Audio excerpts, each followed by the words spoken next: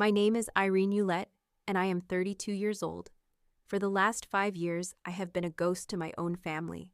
My parents cut me off and blocked my number and even returned my letters unopened. They did this because of a single lie my older sister Monica told them. She told them I had dropped out of medical school to live a life of ruin. It was a lie designed to destroy me, and it worked perfectly. But a few weeks ago, the universe decided to bring us all back together in the most brutal way possible. I was the chief trauma surgeon on call when a red code came into the emergency room. A woman had been crushed in a car accident and was bleeding out. When the ambulance doors opened, I saw my sister Monica lying on the stretcher, and standing right behind her were my parents. They were terrified and screaming for help. When my mother saw my face and read the title on my white coat, she nearly collapsed. She realized in an instant that the daughter she had disowned was the only person standing between her favorite child and death. To understand how we got there, you have to understand the Hewlett household. My parents, Jerry and Diane, valued two things above all else, which were appearances and obedience. Monica was 3 years older, and she was the star. She was loud and charming, and she knew exactly how to make our parents proud. I was the quiet one who stayed in the background with my biology textbooks. I was not rebellious or difficult, I was just invisible.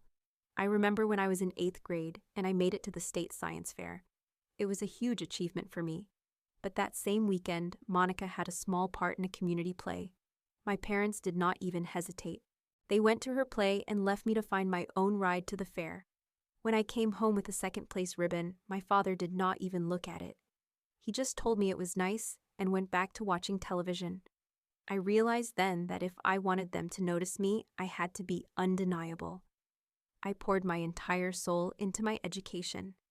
I got into the medical program at Oregon Health and Science University, which was 3,000 miles away from home. For the first time in my life, my father looked at me with something like respect. He told me that maybe I would actually make something of myself. It was the closest thing to love I had ever received from him. But as I looked across the table, I saw Monica. She was smiling, but her eyes were cold. She realized the spotlight was shifting away from her, and she was not going to let that happen. I moved to Portland and started my new life. I met a woman named Sarah who became my roommate and eventually my best friend. Sarah had grown up in foster care and had no family of her own. We became each other's support system. In my 3rd year of medical school, Sarah was diagnosed with terminal cancer. She was 26 years old and she was dying. I could not leave her alone.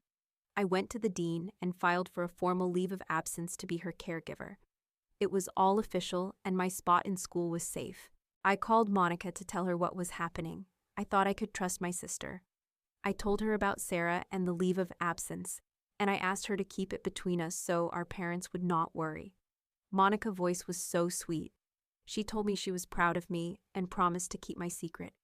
But 3 days later, my father called me at midnight. His voice was like ice. He told me that Monica had told them everything. He said he knew I had dropped out of school and was wasting my life. Before I could explain, he told me never to call his house again. He said I had embarrassed the family for the last time, and then he hung up. I sat on the floor of that hospital room for a long time, listening to the dial tone. I did not know it then, but that was the beginning of a 5-year silence that would only be broken by the sound of a crashing car and a heart monitor. I tried everything to fix the damage. In the days following that phone call, I reached out to my parents over and over again. I called 14 times in 5 days. At first, my calls went to voicemail, but by the end of the week, my father had blocked my number. My mother followed suit shortly after. I was 3,000 miles away with a dying friend, and no way to defend myself against a lie that was growing bigger every hour. I sent 2 emails that explained everything in detail.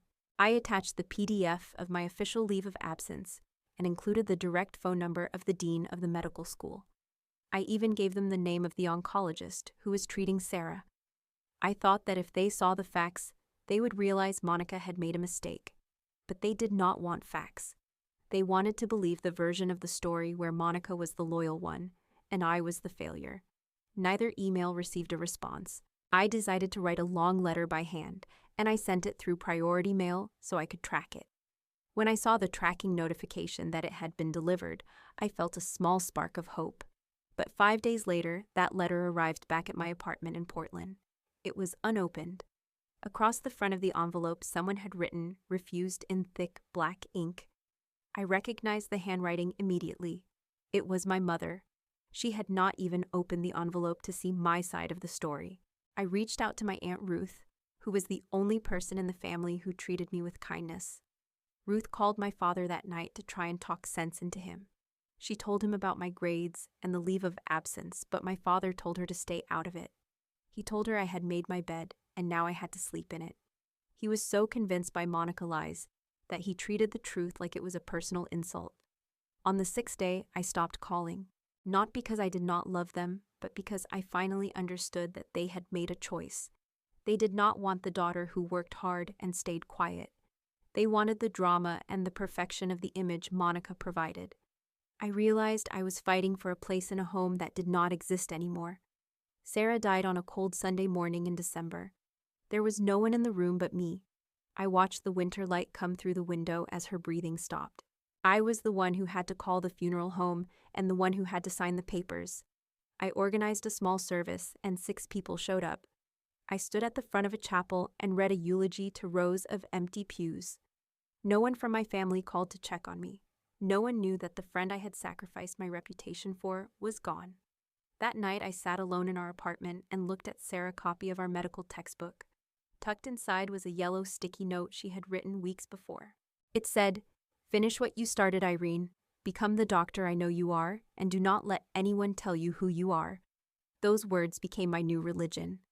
I went back to school in January with no money and no family, but I had a promise to keep. I worked 20-hour days and slept in the library. I became a surgeon because I had nothing left to lose and everything to prove. The next 5 years were a blur of cold coffee and surgical steel. I moved back to the East Coast for my residency, but I avoided Hartford like it was a contagion. I matched at Mercy Rest Medical Center, which was a high-volume trauma hospital. It was there that I met Dr. Margaret Thornton. She was the chief of surgery and a woman who took no nonsense from anyone. She saw the hollow look in my eyes and the way I worked until my hands shook, and she took me under her wing. She became the mother I needed and the mentor I deserved. During my 3rd year of residency, I met Nathan. He was a civil rights attorney with a kind smile and a way of looking at me that made me feel seen for the first time in years. When I finally told him my story, I expected him to be shocked or to tell me I should try calling my parents one more time. Instead, he just held my hand and told me that I deserved better than people who required me to beg for the truth. We got married 2 years later in a small garden ceremony. I sent one last invitation to my parents' house as a final test. It came back a week later unopened and stamped with the same word as before: refused. I stopped looking for them after that. I grew from a resident to an attending and finally to the chief of trauma surgery. I was 32 years old and I had everything I ever wanted. I had a husband who loved me and a career where I saved lives every single day. I had built a family of choice out of friends and colleagues, but the silence from Hartford still lived in the back of my mind like a phantom limb.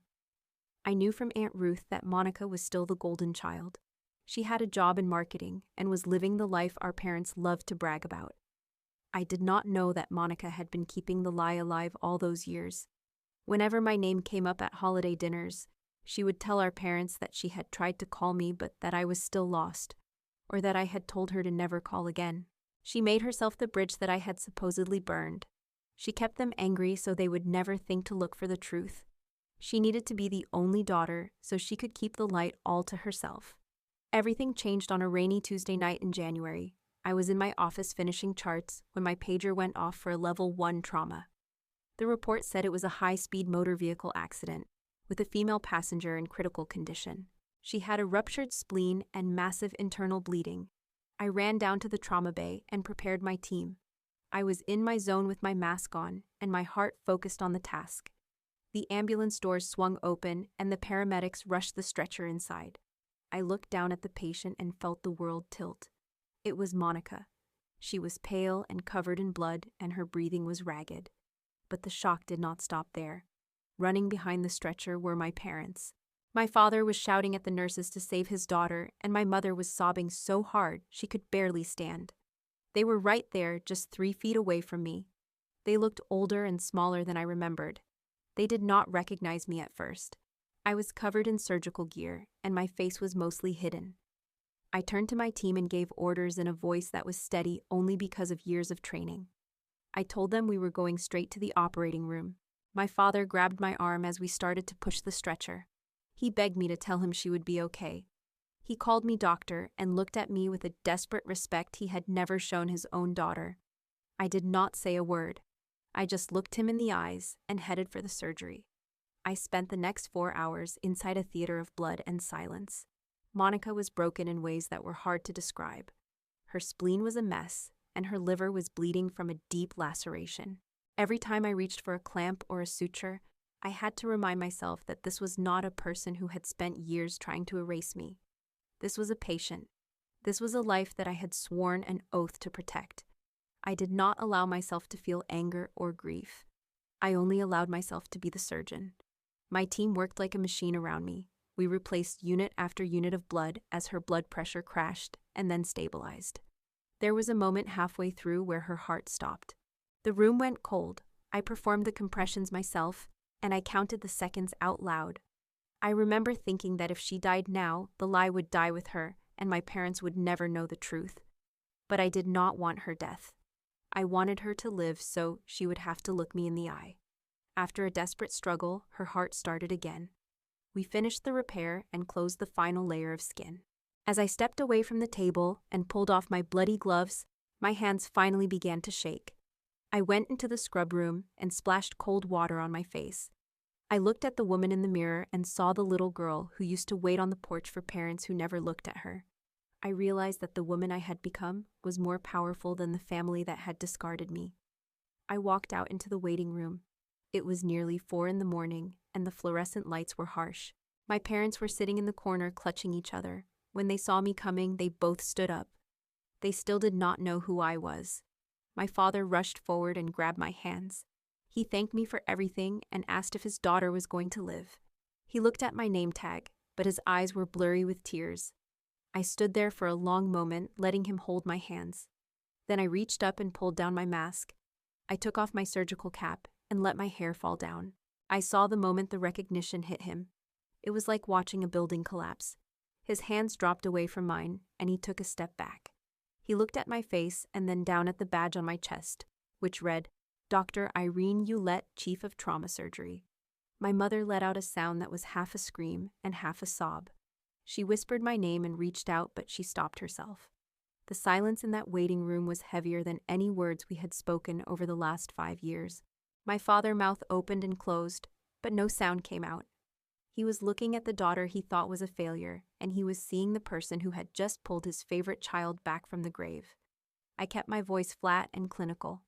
I told them that the surgery was successful and that Monica was being moved to the intensive care unit. I told them she was stable, but she would have a long recovery. I spoke to them exactly the way I would speak to any stranger who had walked off the street. I did not call them mom or dad. I did not offer them a hug. I gave them the facts, and then I turned to walk away. My father finally found his voice. He called out to me and asked if we could talk. He said they had been told so many things, and they did not understand. I stopped and looked back over my shoulder. I told him that they had 5 years to ask questions, and they chose to believe a lie instead. I told him I had work to do, and I walked through the double doors before he could say another word. I stayed in the intensive care unit for the rest of my shift. I didn't have to be there, but I wanted to monitor Monica myself. I watched the monitors and checked her vitals every hour. She was still heavily sedated, but her color was returning. Outside the glass doors, I could see my parents. They were sitting on a bench staring at the floor. They looked like statues. They didn't go home to rest. They just sat there in the same clothes they had been wearing during the accident. Around 6 a.m, my mother approached the nurse's station. I saw her talking to Linda, who was my head nurse. Linda looked at me through the glass, and I gave her a small nod. She let my mother into the room. My mother walked slowly to the side of the bed where Monica was sleeping. She didn't look at me at first. She just reached out and touched Monica's hand. She was shaking so hard the bed rails rattled. I stood on the other side of the bed checking the IV pump. The silence was suffocating. Finally, my mother looked up at me. Her eyes were red and her face was swollen. She whispered that she didn't know. She said that Monica had told them I was gone and that I had changed my name and moved to another country. She said they thought I hated them. I looked at her and asked why she didn't open the letter I sent. I asked why she didn't call the dean of the school when I sent the email. My mother started to cry again. She said that Monica had shown them fake messages on her phone. Monica had told them that I was using the school name to scam people for money. Every time I tried to reach out, Monica was there to twist the narrative. She had built a wall of lies so high that they couldn't see over it. But as I listened to her, I realized the truth was even worse. They believed her because they wanted to believe the worst of me. It made it easier for them to focus all their love on the daughter who stayed. My father came in a few minutes later. He didn't say anything. He just stood at the foot of the bed. He looked at the machines and the tubes, and then he looked at me. I could see the shame in his eyes. He was a man who prided himself on being right, and he realized he had been wrong for 5 years. He had missed my wedding and my graduation and the best years of my life because he was too proud to double-check a story. I told them they needed to leave. I told them that Monica needed to rest and that I had a department to run. My father tried to apologize. He said he wanted to make it up to me. I told him that 5 years of silence cannot be fixed with a 5-minute conversation in a hospital room. I told him that I saved Monica's life because it was my job, but that didn't mean I was ready to let them back into mine.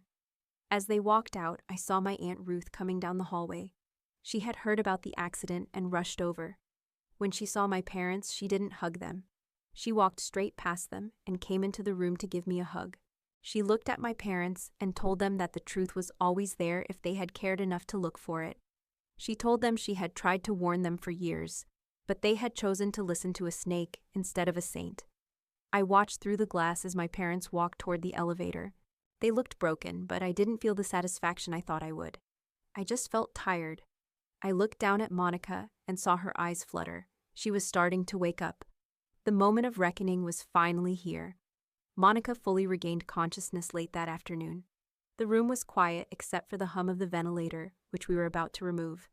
I stood at the foot of her bed with a clipboard in my hand. When her eyes finally focused and she saw me standing there, she didn't smile. She didn't look relieved.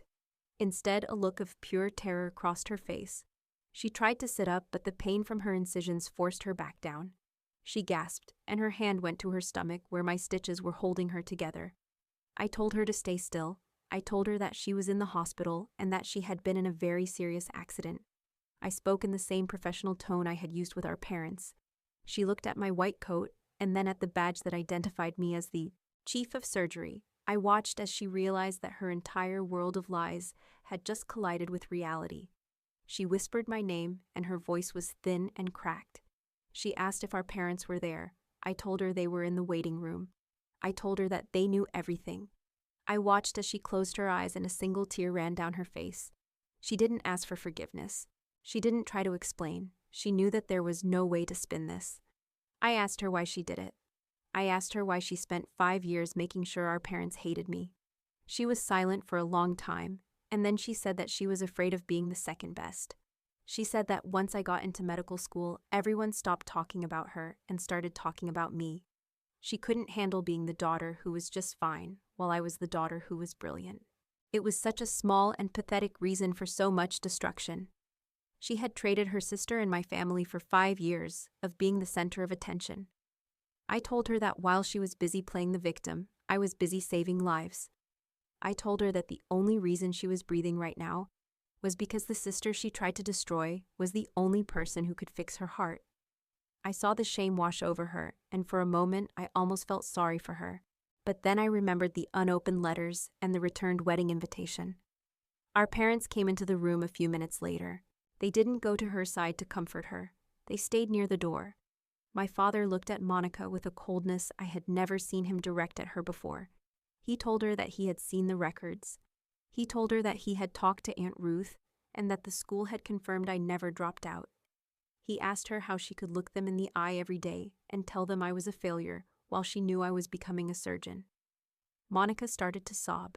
She tried to reach for my mother's hand, but my mother pulled away. It was a complete reversal of our entire childhood. For the first time in our lives, I was the one standing in the light, and Monica was the one in the shadows.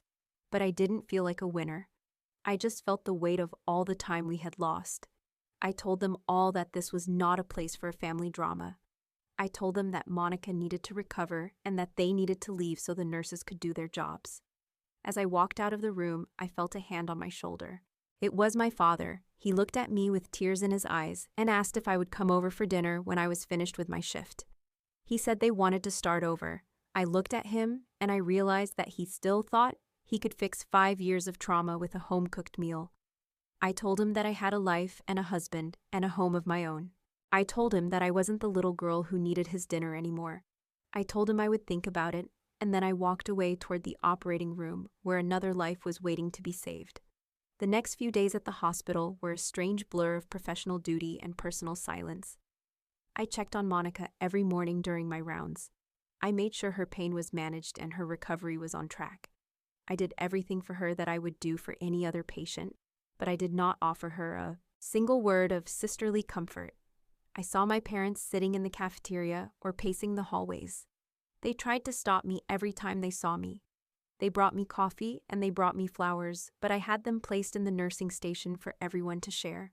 I was not ready to accept their gifts. One evening, as I was preparing to go home, my mother caught me by the elevators. She looked exhausted and her voice was trembling. She told me that they had gone through the attic and found all the things they had packed away when they thought I had abandoned them. She said she found my old science fair trophies and my high school yearbooks. She told me she had spent the whole night looking at them and crying. She said she realized that she had been mourning a daughter who was alive and thriving just a few towns away. I looked at her and I did not feel the anger I expected. I just felt a profound sense of exhaustion. I told her that those trophies were just plastic and wood. I told her that the real things she had lost were my wedding day, and the moments when I was struggling in residency, and the nights when I sat alone, wondering why my own mother would not answer my emails. I told her that she could not just go into the attic and find those moments. They were gone forever. She started to sob right there in the hallway, and for the first time, I did not reach out to comfort her. I just waited for the elevator doors to open. Monica was discharged from the hospital a week later. She was physically stable, but she looked like a shell of the person she used to be.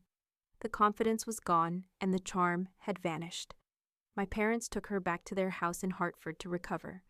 I saw them pushing her out in a wheelchair, and my father looked at me with a silent plea in his eyes. He wanted me to come with them. He wanted us to drive home as a family and pretend that the last 5 years were just a bad dream. I stayed on the hospital steps and watched their car pull away. Nathan was waiting for me in the parking lot. He didn't ask me how I was feeling. He just opened the car door and took my bag. We drove home in silence, and I watched the trees go by. When we got to our house, I saw the life we had built. I saw the flowers in the garden and the dog waiting at the window. I realized that my parents' house in Hartford was just a building full of memories and lies. This house was where the truth lived. That night I sat at my kitchen table and opened a folder that Aunt Ruth had given me. It contained copies of the emails I had sent years ago and the tracking receipts for the letters that had been refused. I looked at the dates and the times. I looked at the proof of my own desperation, and then I did something I should have done a long time ago. I walked over to the fireplace and I dropped the folder into the flames. I watched as the evidence of my pain turned into ash. I realized that I did not need to prove anything to them anymore. They knew the truth, and now they had to live with it. The phone rang an hour later. It was my father. He told me that they had set a place for me at the table. He said they were having the lasagna I used to love when I was a kid. He sounded so hopeful. I looked at Nathan, who was sitting on the couch reading a book, and I looked at my own life. I told my father that I already had plans for dinner. I told him that I would call him in a few weeks when I was ready to talk. I hung up the phone and I sat down to eat with the person who had never once doubted who I was. A few weeks passed before I finally agreed to meet them. I chose a neutral location, which was a quiet park halfway between my home and theirs. I did not want to be in the house where the silence had lived for so long. When I arrived, I saw them sitting on a bench near the pond. Monica was there too, leaning on a cane and looking fragile in the winter sun. As I walked toward them, they all stood up at once, like they were facing a judge. The conversation was not like the ones in movies. There were no dramatic speeches or instant forgiveness. Instead, there was a lot of awkward silence, and the sound of dry leaves blowing across the path. My father tried to explain himself again, but I held up my hand to stop him. I told them that I did not want to hear any more explanations. I told them that the truth was now a permanent part of our history, and nothing they said could change what had happened. I told them that if they wanted to be in my life, they had to understand one thing. I was not the daughter they remembered. I looked at Monica and I told her that I would never fully trust her again. I told her that she would have to spend the rest of her life earning back a fraction of the respect she had thrown away. She nodded and did not look up from her shoes. I looked at my parents and I told them that I would not be coming to every Sunday dinner or every holiday. I told them that my life was full and busy and that my primary family was now Nathan and the friends who had stood by me when I was a ghost. My mother asked if she could at least see photos of the wedding. I took out my phone and showed her a few pictures of Nathan and me in the garden. She touched the screen with a trembling finger, and I saw the grief in her eyes as she realized she had missed the most important day of my life. She asked about Nathan, and I told her he was a good man who had defended me when no one else would. My father looked at the photos, and I could see the pride fighting with the shame on his face. He finally realized that I did not need his name or his money to become a success. We sat there for an hour talking about small things. We talked about my work at the hospital and the dog and the weather. It was a start, but it was a heavy one. As I stood up to leave, my father asked if he could give me a hug. I hesitated for a moment, and then I let him. It felt strange to be in his arms after so long. He felt smaller and more fragile than the man who had shouted at me over the phone 5 years ago. He whispered that he was proud of me, and for the first time in my life, I did not feel a desperate need to hear it. I already knew I was someone to be proud of. I drove back home to Nathan, and as I pulled into my driveway, I felt a lightness I had never known.